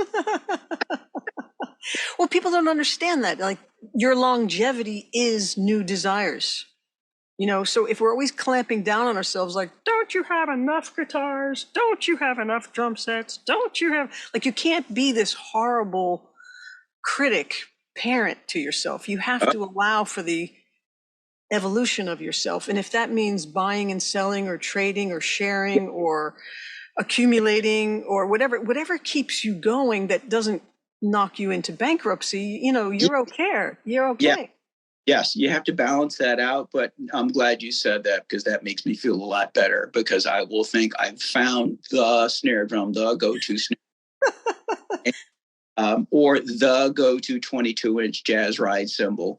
You're never satisfied. You always want something else. Well, that's our curiosity. That's what keeps us young and alive and full of vim and vigor. And our curiosity is in sonic venues. Basically, it's if we find that right sound, that just, my gosh, I mean, your chakras spin, gives you goosebumps. It does, and it makes the pocket this huge, and you just live there all night, and I was going to say you could live in it, yeah. You could live in the pocket, take it with you. You could go to the grocery store in it, and It there floats your boat for a few weeks. Yeah. does, and there are some gigs where you just don't want to get off the bandstand. Like, oh, well, I'm sorry the trumpet player doesn't have a lip left, but I want to keep on playing, And that has a lot to do with focus too, because if you can train yourself to keep focusing on what you remember about acquiring that, desiring a new thing, or appreciating the things you have, like what we appreciate keeps appreciating, and what we depreciate depreciates. And if you're in a cycle of negative thinking and you start depreciating everything, you'll diminish yourself to non-existent. And oh what boy, good is that going to do? What good is so that going to do for yourself, your art, your students, anything? Like, you need this inner validation, and it's hard for people to have that because we're trained to look for outer validation from our parents for the first 18 years, from our teachers for 12 years or more. It's an awful upbringing because you're born carefree and excited as all get out to be on this planet, and it's look at me, look at me, look at me. And yeah, we admire kids. We admire that tenacity and that zest, and then we kick it out of them. And it's like so horrible. I hate that about education. Like, I never even wanted to be a teacher. That was not a desire. But I was teaching 10 years of guitar lessons before I even went to Berklee as a student, because people liked hearing me play. High school, I used to bring my guitar to play in between classes, and people would be like, can I take lessons from you? Can I take lessons from you? And, just as an artist, I just liked sharing what I loved, mm-hmm. But my whole thing was, I just want to keep writing songs and recording and learning more about that. Yeah. And God, the like, how does that, where did your inner validation come from? I certainly didn't get much outer validation. It was, you're a girl, you shouldn't, you can't, nobody does. You're playing the wrong style of music at Berklee. Nobody cares about the Beatles. Stop this, don't do that, don't call it a show. I mean, it was just constant. And I was constantly like, I always had to have like a guard up and I'm going after this. I don't care what you think, because very early on, the Beatles said, well, we're not saying we're the best musicians, we're not saying any of that at all, we're just having fun, and it's just a laugh, and it's like, if we can do it, anybody can do it, and I thought, oh, that's great, well, I'll do it too. I didn't think I'm comparing myself to the Beatles. I just thought, I am one of this breed. Yes. Fine. I feel like I could be friends with James Taylor or Carly Simon or the Beatles. I want to hang out with these people. I want to know where the artists are. I want to hang with the people who are like me. Where is my tribe? Where are my people? And that's what you've got to find for your sanity, I think. Like, where did you find that? Where did you find inner validation? And how did that give you the chutzpah, to get up on stage? How do you deal with stage fright? All that stuff. Stage fright. I think I got rid of that in fourth grade, my first concert with, really? With no, and I'm not special here. I'm just saying that first experience was fun, and I was nervous as all heck. That I do remember, but I think having been a teacher as well of like, okay, well, the kids are prepared. We'll go out there and do that, and I feel that for the same way with myself, but. But what I want to address is that, my tribe, and I remember you validated some things that I think I've felt for a long, long time, Lauren. What you just said is that I needed to go find more of my people. Stuck around Millerton, New York as a kid. I could work at the grocery store or work for the fill gas company or, a number of things, but it wouldn't have been exactly what I wanted to do. Mm-hmm. And going to Berklee and, playing with musicians there as well was fine if I wanted to play the blues and the Allman Brothers every night and eventually just in a country band. And I'm not being judgmental, but that's just not where I wanted to be. And when I got to Berklee, I'm like, okay, here I am, who's there? I get to meet people like yourself. And that is, I've been thinking about this interview and thinking about, how you get to Berkeley and that you were so well prepared. But I remember how you kind of like, well, this is what I'm going to do. And you claimed it, remember that term, claiming it. Yeah. What did I say? What did we talk about in those days? And of just claiming that gift, and saying, okay, and going for that. And I think I'm not great with words.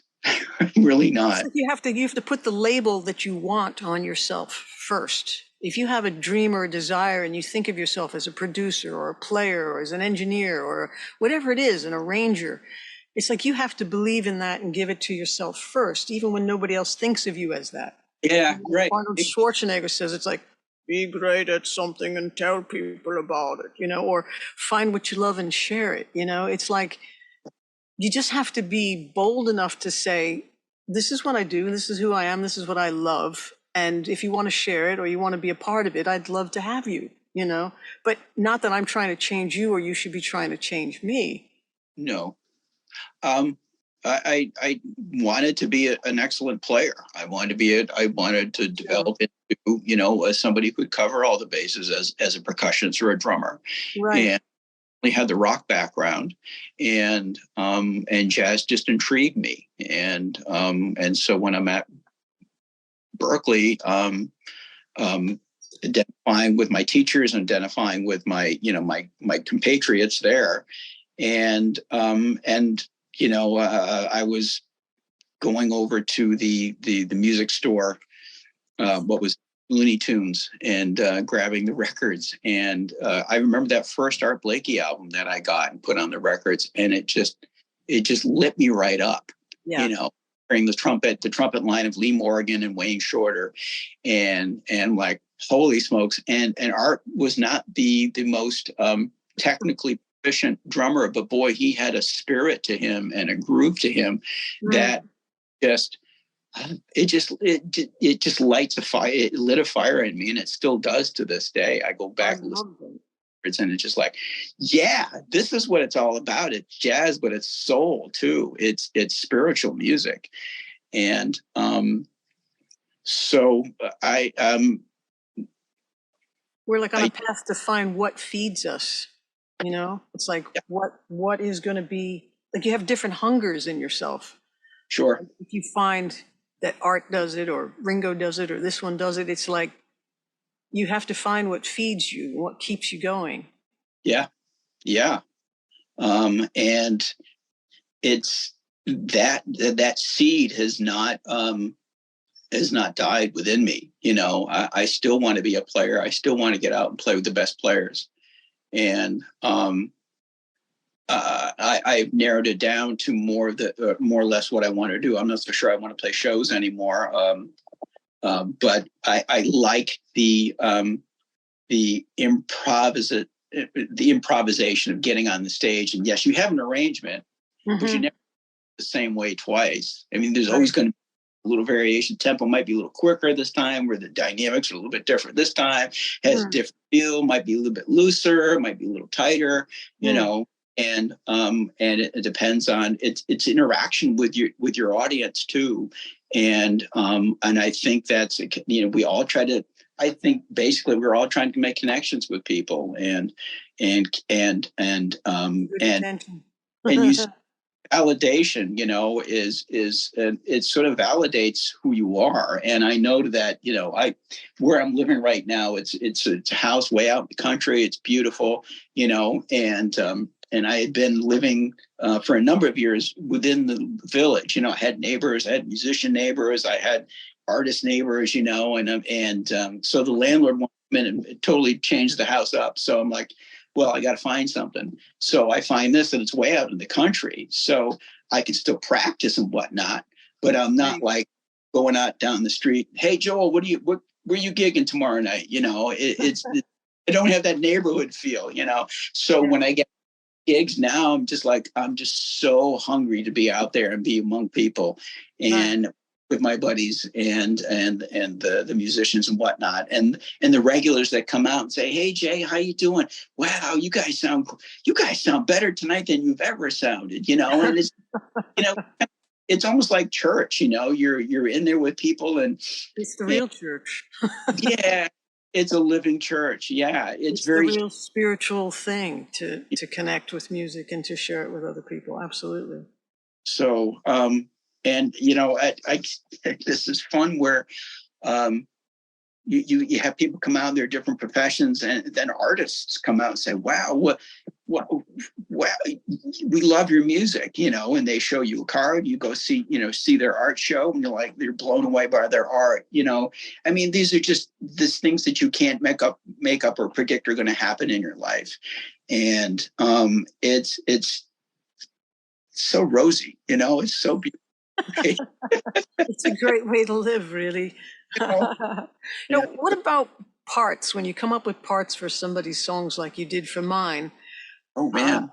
So many people have talked to me, piano players, bass players, like they'll say, "Well, what kind of feel do you want?" The drummer will say, and it's like they almost turn a knob on their drum machine self. Like, here's the Latin groove, here's the bossa I can give you, here's the swing I could give you, here's the rumba I can give you, here's the rock I could give you. It's like, what style is your song? I can't figure out what style it is. And I heard Jeff Lynne say he loved pop rock because it's all the styles. Yeah, it is.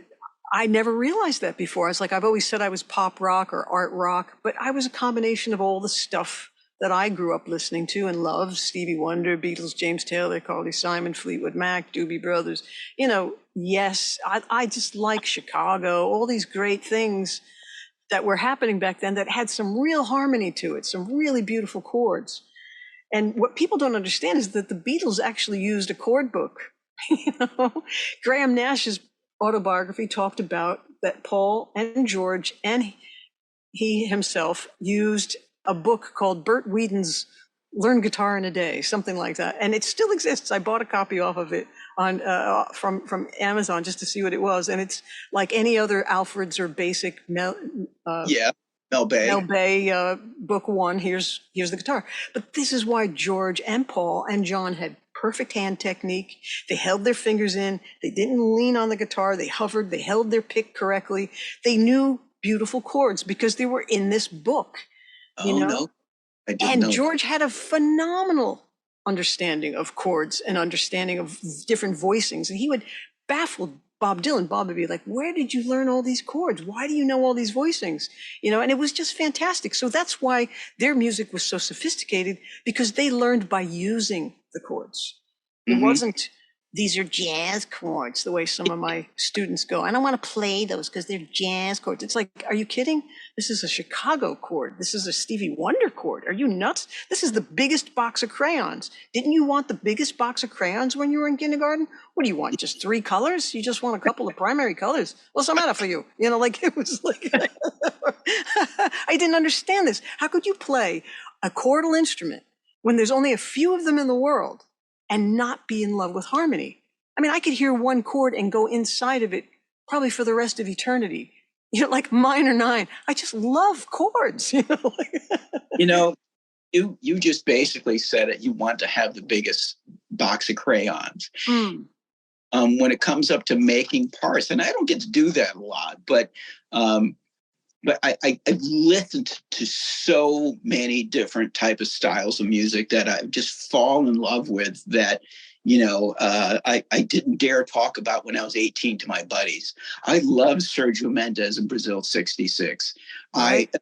I loved Chicago, and I loved Tony Albert. I liked Herb Alpert, and I liked Tony Bennett. Yeah. And God rest his soul. And so when it comes to I played that church gig in Boston, and it was just like, okay, what are you going to make up? I'm like, oh wow, this is great. What are we gonna do? So I had this Vic Firth percussion box, little suitcase, and I had those finger cymbals. I had triangles. I had whatever I had in there. It's sandpaper, and sandpaper. What is it? I mean, does it have to be, as you turn that dial, okay, here's your bossa nova, here's your, meringue, I mean, come on. It's how does that groove that you're going to come up with flow with the song that the person's presenting to you, Yeah. Well, if it doesn't fall into that particular square, then you've got squiggle with it. Yeah, you got to work with it a little bit. And we look at songs that you sent out last week, and I'm like, oh yeah, and I'm hearing these different sections. Was it the first song, or was it the third song? It was one of them where it rocks out a little bit harder, and I'm like, imagination, maybe. Yeah, I'm hearing the tom toms. I'm hearing some stuff. Yeah. And I'm not going to go, okay, where is this on my slide rule? Okay, is that, okay, yes, the bossa nova, and no. And it can't, I mean, you take all these books and you take all the listening that you've done, and you get all these chops going. But if it's not music, if it's not, if it's of red, there should be a stroke of blue on that piece of paper, then it's not going to fit, and even then, what is the perfect part? And that's all kind of like, it's like I'm going to hear some things and you're going to hear some things, and I'm going to like, oh yeah, and the last thing I want to do is to be like, no. How can you want that? Because and I mean, you could go look at Monet's water lilies, and one person could say, this is that, and another person can say, no, it's something else. I mean, you know what I mean? Yeah. And every song has its own heartbeat. It's like trying to find where this song lives best. What's the best tempo? What's the best feel? What's the best groove? And depending upon my sensibilities and who I'm working with, all of their sensibilities, or in this case, your sensibilities, we have to find some common ground. And I think what you're defining, the difference is when people need to cue up that Latin beat, what spice do they need, or which swing thing they're going to do for this tune. It's like if you're just getting together with people to jam, or to just do a show where you're just playing real book tunes and people just call tunes and you're just responding, you need to know those different things, because they're going to call a samba, they're going to call a rumba or whatever. But when it's an original song, you're sort of having to go, in my definition of it, a little deeper. Don't do what you basically do. Don't do what you do all the time. Maybe that's where I start getting a little crazy, like the Steely Dan guys. It's like, I want you to find something that makes this song come alive that you didn't do everywhere else, or a different combination of things that you do all the time, but you're doing it in the form of my song.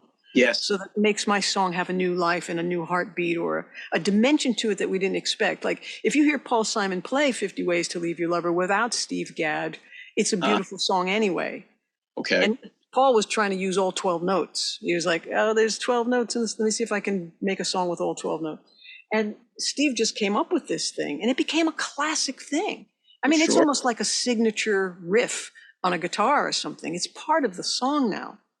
And I'm not wanting to put that kind of pressure on all my drummers that play with me to say, come up with something like that. But it's an interesting thought, because if you're working on something and you're going to practice it 6,000 times, I'd like to record it for a good 3 minutes or so and see what I could write to it, because that's what I'm doing with some of these other grooves that I can cue up in a particular drum sample pack or something, But it's more fun to do it with a person, Oh yeah.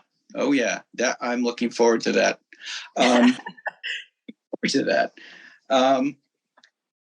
Yeah, that's funny that that Steve just threw that in there, and for 50 Ways. It must have been something that was, cooking around in his head that he was trying and playing, and there's a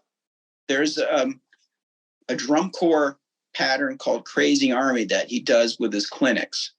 Oh, wow.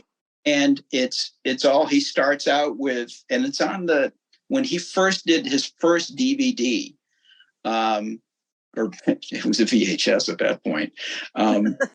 it was, he starts out the session with this thing called Crazy Army. Cool. And but then, of course, Steve, eventually it sort of morphs into this funk thing. And it starts, and then you're like, yeah, drum corps, it can be really funky. I mean, the old, not the Texas, the Storm Kings or something like that. It's the the fife and drum corps. And with the rope tension, colonial era drums, and there's, boy, I've gone to firemen's parades where I just go to hear that. Wow. And man, those guys with the wooden beaters on the bass drums, and the drummers just getting these crazy killer 7-stroke rolls, and they're just nailing it, and you're marching, you're just like, yeah, see you later. I'm going to march side the band. I'm going to see you and afterwards, You're wanting to go home, but your legs and your body want to go with the band. Yes, gotta follow the groove. Sorry, bye.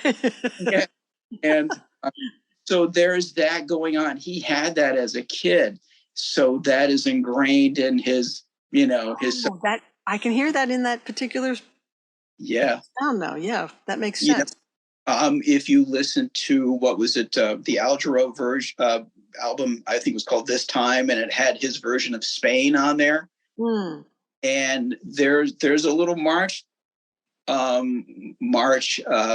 component to that as well, that he just, he's got his mambo cowbell, and he's getting into that on the snare drum, and then he just makes it so freaking funky. Wow. And yeah, so he can be, yeah, wow. And that is classic now too, so it stays with the piece of music. And so what I love is that you and I kept going. I mean, I'm really proud of you. I love that you're still a musician. I love that you've dedicated your life to this, and that it's fed you so deeply.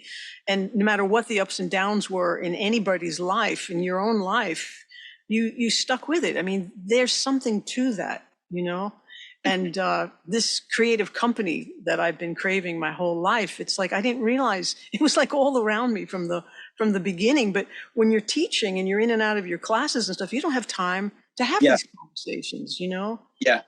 And you've been doing great stuff and encouraging kids for so many years. I mean, think about how many people, how many lives we've touched and made a difference to, because we weren't jerks and lording it over them or anything, It's like I've said in so many of these conversations, I met some really famous people, some really amazing musicians, and they were all, most of them were so kind and loving, So it's like, I don't need to be a taskmaster. My students will sometimes say, oh, she lacks the whip, because they want a Nazi teacher. They want someone that's going to threaten to break their legs every day and say, go home and practice. It's like, if you're not self-propelled and self-motivated, I don't even know why you're at Berklee, because Berklee is not the place to be a casual, I just want to be, a singer, or I just want to be a rock star. I mean, like, I'm just got the cool haircut, so I'm the bee's knees. It's like, no, they're going to teach you how to be an actual musician. If you don't want to do that work, I don't know why you're here, So you're a real musician and a real beautiful educator, and I just love that you got back in touch a few years ago. I'm so thrilled. Thanks, Lauren. Well, I'm glad I did too. And I was coming into my year where I'm going to retire, and I'm like, what's happened to everybody, since back in the day? Where is everybody? Where is everybody? And it was easy, to find your information on the Berklee website. And I still, I missed you guys, and I'm like, what's Lauren doing? Is she and I've looked up name. Whatever happened to Linda Punarian? And I just heard about her recently because John Baboyan said he saw her recently. And she said, say hello. I don't know. I said, tell her I said hello. Give her my information. I would love to hear wherever she is. She was a sweetheart. I know. And a good bass player. Yes. Yeah. Yeah. She would make me laugh too, because she had this really sweet, innocent kind of attitude about, yeah, that's the stuff. And she would say that. I'm like, yeah, okay. That's awesome. Dave Floydhouse, Jeff Sender, all these names that have just like vanished, and who were, we used to hang with years and years ago. And I still hear from some of the St. Anne's folks that I used to hang out with there in Boston. Yeah, and one of them is a vocal teacher at the Boston Conservatory, Gina Fiore, and yep. But yeah, I don't know what else to do with my life, And I'm like, I'm not good at anything else.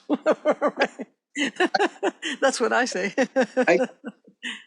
And I got married, and I have a son who's a musician. He's a fireman, but he's a musician as well.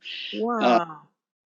Yeah, but I got back on the horse and played with the bar bands back here, and I'm like, okay, you'll have to do that, and but I worked as a bank teller for a while, and I got my education degree from St. Rose up in Albany, New York, and eventually got back into teaching, and teaching in a public school where it's it's a flute and clarinet, and fortunately, that's a hard gig. I don't think I could do that gig. That's amazing.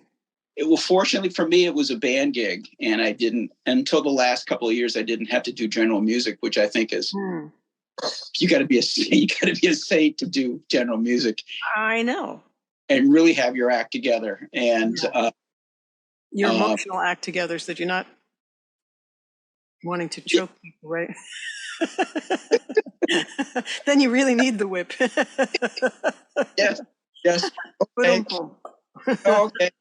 Okay, everybody line up. Here comes your teacher. And they would say, oh, how were they? I'm like, yeah, they were great, but the band gig was right in my element. The kids would come in, they'd put their instrument in their mouth and they'd play, and we, make sure the fingerings are correct and learn the rhythms and whatnot. And I was just really focused in on that. And before you know it, the high school band teacher was saying to me, yeah, these kids are really picking it up. And I'm like, oh, okay, I must be doing something right. And bring in the love and the fun with it. I mean, well, I could tell stupid jokes and the kids would laugh, and they will still repeat the jokes to me when they see me. And I'm like, oh, please, no, I didn't tell that joke, did I? But that's what made it fun for them is that, we interspersed the music and the seriousness of the reading with just like, so, hey, how are you doing? What's going on? Yeah. And so I'm proud of you too. You inspire me, Lauren. You really do. And when you got to Berkeley, yes, you were the Beatles, specialist, but you would talk about, the drop 2 and 4 voicings, and you had all these different things going on in the guitar. I'm like, this girl really knows what she's doing. And I'm like, holy smoke. And I had a great guitar teacher, Lou Sabini, and yes, he was just giving me the real stuff from the very beginning. So I studied with him for 5 years, and after a Mel Bay book and a previous Alfred's book, and he was always writing out little mini chord solos for me and stuff while I played Bill Levitt stuff, he got me into the Bill Levitt Modern Method books. And I was 11 years old when I started those books. And I said, God, this is a level 1 book. It's really hard. And he said, well, this is a college textbook. I was like, there's a college for guitar? How freaking cool is that? I'm going. 11 years old. What do I know about college, I just knew I got to go, Oh, wow. Wonderful. So I knew 20 places to play each chord. In fact, I had a couple of teachers for that first and second proficiency where you could test out at 2 at the same time. And they thought I was confused. They failed me, I think. I think they gave me like a C because they said, that's a level 7 chord, that's a level 2 chord, that's a level 5 chord. You are obviously confused. And it's like, I don't know what level chord you have for which class. I just know all of them. Which one do you want, Yeah. And they thought I was, they're not going to listen to a girl, they just assume you're a moron. You don't know anything about guitar. and you're a student, so shut up and listen. And I went to Bill Levitt and said, well, you know, I showed him what I was doing. And he went, oh, they're trying to penalize you for knowing too much? That's ridiculous. And he, you know, changed the grade and understood what I was doing. But I love that you listen to your students. You're asking them, who are you? What are you doing? What do you love? And you meet them where they are and you help them move forward. That's our job, you know? Mm-hmm. Like, I can't believe they're telling us, new teachers now, ask your students how they are. It's like, are you kidding? I've always asked them how they are. You know, I mean, there were just maybe more human skills when you and I were growing up, but you and I didn't have teachers like that, you know? I don't know where that came from with us, that we were able to find where people are and what, you know, what they like. Or what I loved about Lou is that he was no respecter of styles of music either. He didn't specify one higher than another. It wasn't like jazz is all there is, the way Berkeley was when I was there, and everything else is watered down and, you know, you're a jerk if you play anything other than that. Well, because here was Pat Metheny sitting in my living room. I'm 32 years old and he looks me right in the eye and says, you're a great guitar player. Yeah. And I literally had to bite my tongue and say, oh, no, you're wrong. Berkeley thinks I'm a jerk because I love the Beatles and I'm a girl and girls can't play and all this, because I still had this hang up, you know, like sometimes you have to get rid of the nonsense that you hear. And at 32 years old, I still had a lot of that. It's like you have to recover from going to college and the bad teachers that you've had. And I was like, you don't contradict Pat Metheny. So then I had to ask Mick Goodrick. I said, was he just, you know, saying something nice? He's like, are you kidding? Pat wouldn't do that. Wow. Mick Goodrick too? Yeah. Wow. So, yeah, it's just amazing what people consider as great or as good. And yet the feel and the magic and the love and the warmth and the heart that you put in everything is so important. And everybody's just worried about chops. It's like, where are you going to go with that? What are you going to say with that? What are you trying to convey with that? Who are you trying to reach? Amazing. Yeah. And can you give yourself goosebumps with that, or give someone else goosebumps with that? I mean, it's the communication and the intent that's going to sell it, you know? Yeah. Well, I didn't realize we talked about music that much when we were kids. That's awesome. Can't escape being yourself. Still talking about it. Yeah, exactly. Yeah,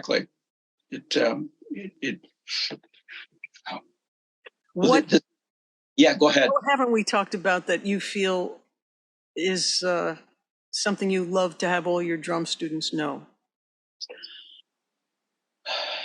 And maybe all of this is coming out because I'm 63 now and it takes this long to think about music this way. I don't know, but maybe this is way beyond what most beginner students are even able to conceive of. That's a good question. But what I try to get across to students is that they need to just be open to other styles of music. You know, they're coming in to take drum lessons with me. It's pretty much a given that they're like, okay, I'm a fairly open-minded person. You know, the students that I deal with at the prep school, it's a pretty highfalutin prep school, and it's Hotchkiss school, and so they've been exposed for the most part. But what I try to get them to do is to listen to more than just what they want to play, what they have grown up listening. What I try to inform them is that their enjoyment for the music that they normally like is good. Yes. Let that be informed. Let that be informed to other styles as well. Make your art bigger. Yeah, I mean, if I must admit, I'm really poor at knowing what is hip at this point, and but the enjoyment that you get out of your music. Also, you can look at that like, say, somebody who was, listening to the Glenn Miller back in the 40s. It was doing the same thing for them back then. Oh yeah. But what you're getting here with your techno or whatever it is, somebody else was getting it when somebody was, playing playing trumpet solo on a Little Brown Jug, and so that's awesome. Yeah, and but there is a discipline that still has to come with it all. I mean, I'm mostly dealing with students who once they get out of the lesson, they've got to go, take their advanced math class or math science, and what you're taking Greek. You're taking Greek, okay, okay, and when they come back to the next lesson and they're kind of getting it, I said, so what's going on? And how are your other classes going? And I'm like, Mr. Bradley, I am so swamped. I got a report to do for English. I got a report to do for, European history.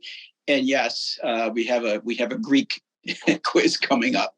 So I can understand why they might not get to the instrument. But I try to inform that, or not inform, I keep using that word, just let them know that once they've sat down at the drum kit in the practice room and they put everything out, that working on that groove and listening to some music while they're playing that groove is something that is just going to help you go, with everything else in life, with everything else that's going on. Yes. And your cork rise, right? Right now there's panic and chaos and monkey mind. Yep. And if you can just focus on something, either get quiet and focus on your breath or play a couple of rudiments, it's a fantastic meditative thing. And it just allows you to calm yourself so that your real self comes back tuned. And then all of a sudden it feels possible. It's almost like it's a low tide and your boat is stuck and you don't even know what to do first. And then as soon as you let your water rise because you're doing something you really want to do first, you then have the capacity to get to these other things, and it doesn't seem as daunting, So it's really about learning how to think. Yes, definitely. Wow. That's beautiful that you teach them that. That's so great. This has been a wonderful, wonderful 2 hours. I loved it. Thank you so much. Oh, I did too. Love you. I love you. It's so great to see you. And I'm so happy I'm going to see you in person next week. Wow. Yeah. You want to come over and play? You have a play date. Let's go to the basement. You're beautiful, Lauren. So great to see you. Thank you so much. This has been so cool. Oh, it's been so cool here. Thank you so much, Lauren. Okay, I'll shoot you a text when I'm on my way out. Sounds great. Okay. Thanks, Lauren. See you Wednesday. See you Wednesday. Ciao. Oh, ciao. Bye-bye. J. Bradley, supersonic drummer. I can't wait to see you on Wednesday. I'm so glad you got back in touch. That was so fun. I guess just like making a puzzle, they say the pieces are all right in front of you. Everything you need in your life is right there if you just open your eyes and see it. I'm seeing that more and more. I mean, I've had my tribe in little bits all along, and it's so nice to finally have time to talk about it and see that that's why we played so well together. Make music, have fun, find your tribe, see your tribe, be your tribe, invite some friends over, go make some music.